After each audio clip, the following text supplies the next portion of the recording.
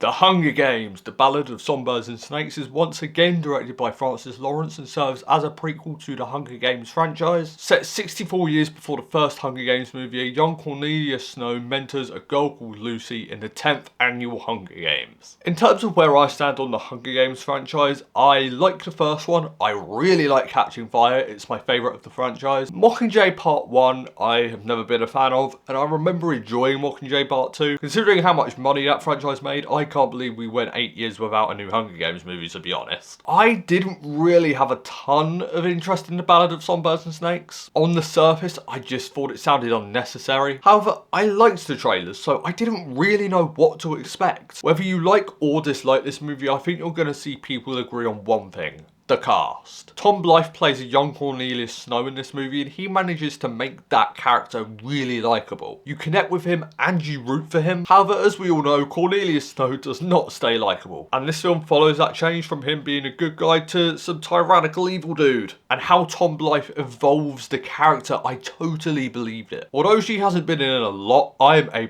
big fan of Rachel Zegler. I still think she should have been nominated for an Oscar for her performance in Steven Spielberg's West Side Story, and she is also wonderful in this movie. There's equally a strength to her, which you really see come out at the beginning, but as the movie goes on, you see her vulnerability. And I loved that character progression. Zegler played it perfectly. Also, Peter Dinklage, Viola Davis, they don't have a ton of screen time, but when they're in the movie, they're really fun. I do think the Hunger Games movie have always had a bit of an edge to them. However, this one, it feels like it could have easily been an R-rated movie, I cannot lie. Francis Lawrence really pushes what you can do with the PG-13 rating. Genuinely, with a few edits, I really think this could have been an R-rated movie, and I mean that as a compliment. And because the film feels gritty, it feels grounded, the stakes are there, they are real. And all that makes the action sequences, which are incredibly well helmed, very exciting to watch. And as I said earlier, I didn't really think this film was necessary. However, it proved me wrong. I think the conversations this film brings up and the themes it discusses gives it purpose. There's a lot in this movie about the purpose of the Hunger Games, and it also brings up the topic of watching teens kill themselves for entertainment. And because of all those things, the film left me thinking after I left it, which I did not expect from a Hunger Games movie. Also, one thing I'd like to talk about is the soundtrack. One thing you may not expect from this movie is that it has musical numbers. Don't get me wrong, it's not a fully fledged musical with dance choreography, but Rachel Zegler's character here is a musician, and some of the ways she